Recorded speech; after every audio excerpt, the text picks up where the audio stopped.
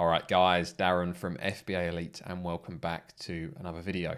So I've recently received a question from one of the people that I mentor on FBAElite.com asking whether things have changed much since Brexit took place on January the 1st.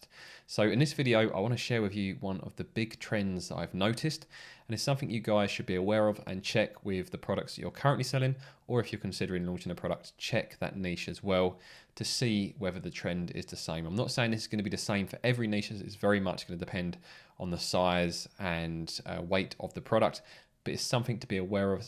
It will impact your profitability depending on what niche you are in. So for the purposes of this video, I'm going to be using Trendstar from Helium 10. Now, this is the first time I've used this, to be honest. You'll probably see the actual feature within this is something that I use quite often when I'm demoing product research, the actual kind of sales history graph. But Trendstar allows you to kind of bring up multiple products at one time, which is really, really useful for the purpose of this video and also for checking things such as seasonality. So what I'm going to do is show you some example products. So up first we have chopping boards. Now you guys know how much I like to show chopping boards in my videos. Now one thing you'll notice that I've got 4 ASINs in total here entered, and I'm going to show you 2 or 3 niches in this video, including one of my own products. So I'm going to scroll through these products and talk you through what I observed. And the key thing we're looking at here is the price, and the price is indicated by the blue line on these graphs. So I've put these, this one here I've put on a 90-day view so you can see what it was selling for towards the end of 2020.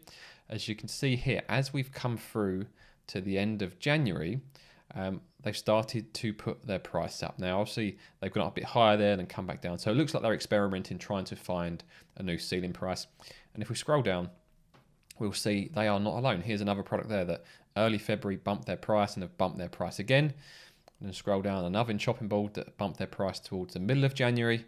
And then here someone else is kind of staircasing their price up as well. So there's 4 examples of wooden chopping boards that have all bumped their price in January and or February.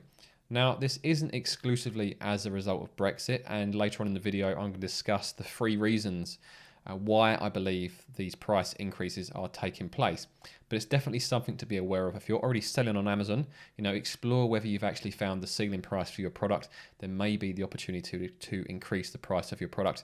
Or if you're about to launch a product on Amazon, you need to be aware of some of these changes as they can impact your profitability. Now, before I get to that, I'm just going to run through one of my own products. So as you can imagine, I've removed the details of my product, but you can see here, well, actually my product isn't in this list, but I have increased the price as well. These are some of my competitors. So if we scroll down here, you can see as we come towards the start of January, they started increasing their price. Someone here from pretty much from Christmas through to January, February have been increasing their price. These guys, well, pretty much again from December all the way through, have started increasing their price. And then this one at the bottom, although they went up and down a little bit in the middle, are still selling at a higher price now than they have been long term. So that's a couple of niches that show that this pattern is fairly consistent. Now, this isn't going to be the case in all niches. If you've got a low value product or a kind of a small or light product, I don't think you will see the same changes, and it will make more sense when I run through those reasons that I mentioned previously. Also, just while we're on the subject of Trendstar, as I think this is really, really useful, the actual purpose that Helium 10 have designed this for is to check seasonality. So while I've got it open, I'm just going to show you very briefly how it works. So I've used picnic blankets as an example here, as I think it's fairly obvious that picnic blankets are going to be seasonal. And what it will do is when you enter a keyword as well, it will bring through the trend graph from Google Trends. So it saves going to Google separately to look at this. So on the left-hand side, you've got the sales for these individual products. And then on the right-hand side, you've got the actual trend. Now, what you'll notice if there is a trend, if there is seasonality for these products, is these graphs will be the opposite of each other. So when demand is high and a product is selling well, you'll see lots of demand on the graph on Google, but the BSR should be nice and low in Amazon because it's been selling well. So if BSR is low, it means it's been selling well. Then hopefully if you see that the demand or the trend is high in Google, it just kind of confirms what you would expect to see. So let's just run through these 3 different things. What you can also do is include different keywords. So I've done picnic blanket outdoor blanket and beach blanket. I couldn't think of any other ways to search for a picnic blanket. Then that way, again, it's just confirming what you probably already know about the seasonality of the product, and you can see how it will directly correlate to different types of keywords as well. So let's run through these 3 ASINs first. We can see here for this first picnic blanket, in March, the BSR is around 2,000 or 3,000. Then it comes really low all the way through until the end of May, shoots up. This is more than likely a stock issue, as I can't see sales slowing down at the end of May for a picnic blanket. And then it comes back really low again when they come back in stock, and starts picking up as they go through July into, I think we're into August there, and then September, and it stays high all the way through to January, and it starts coming back down again. So as you can imagine, as we're starting to move towards spring and the warmer months, sales are picking up. Let's go down to another picnic blanket.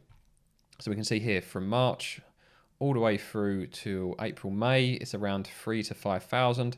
Then it comes down really low, less than 1,000 in many instances, or less than 2,000.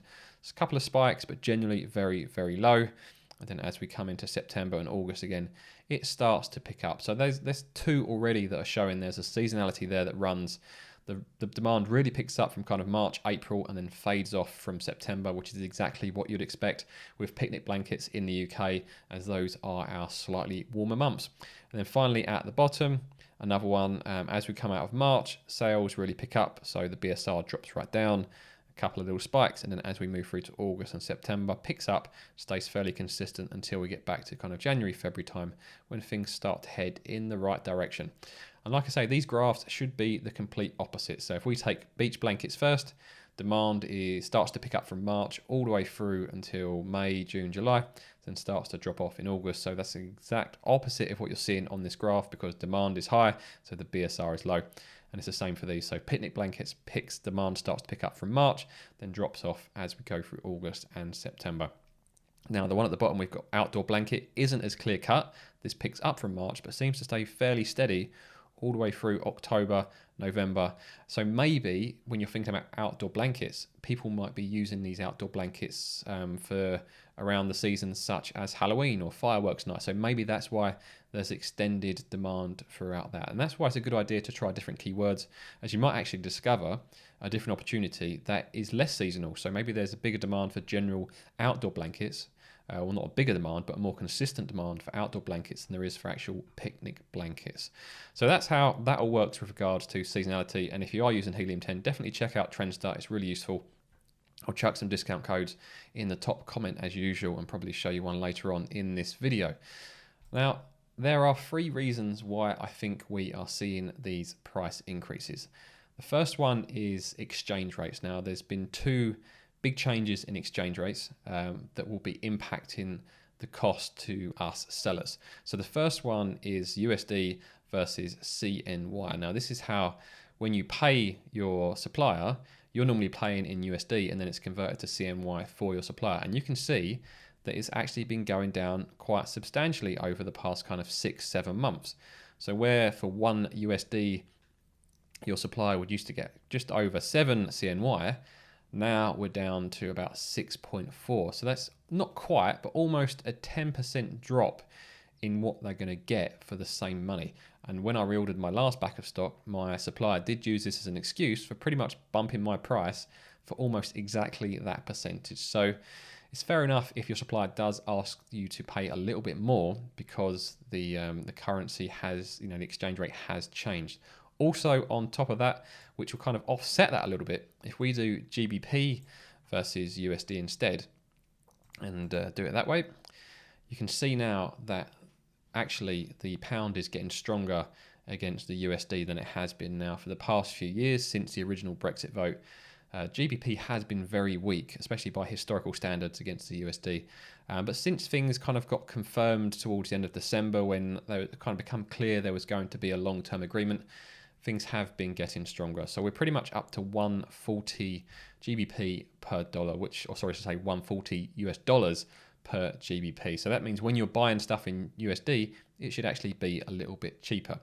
Now, at the time of me reordering, which was at the end of December, it wasn't high enough to offset what had been the difference between USD and CNY. But I think at the next order, which will probably be in the next week or two actually, as I've got another batch of stock just about to arrive in the UK, so I'll be placing an order for the next batch after that.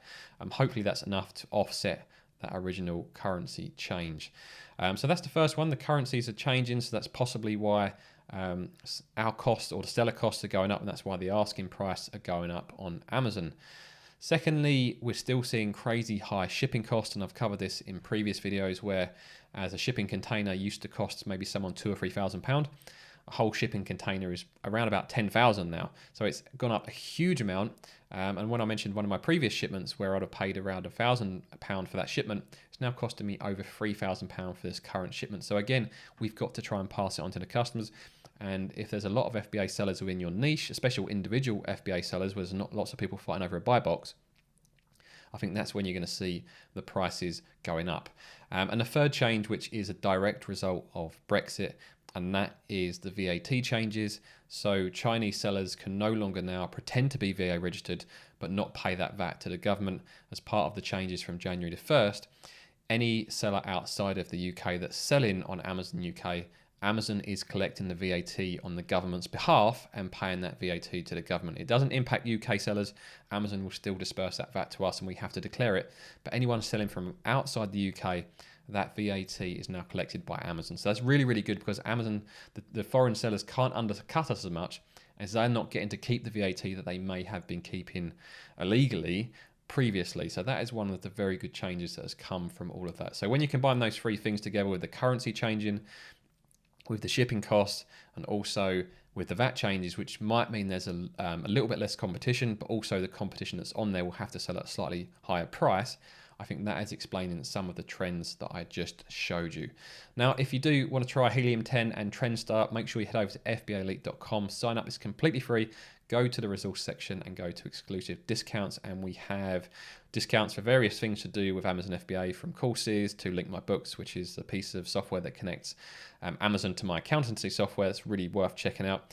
We've got a discount code there for Helium 10, so you can get either 50% off your first month with FBA Elite 50 or 10% off every month with FBA Elite 10. So I hope you guys found this video useful. If you did, I'd really appreciate it. Scroll down, hit that like button, and if you want to see more from me, subscribe to the channel, and I'll see you guys on the forums.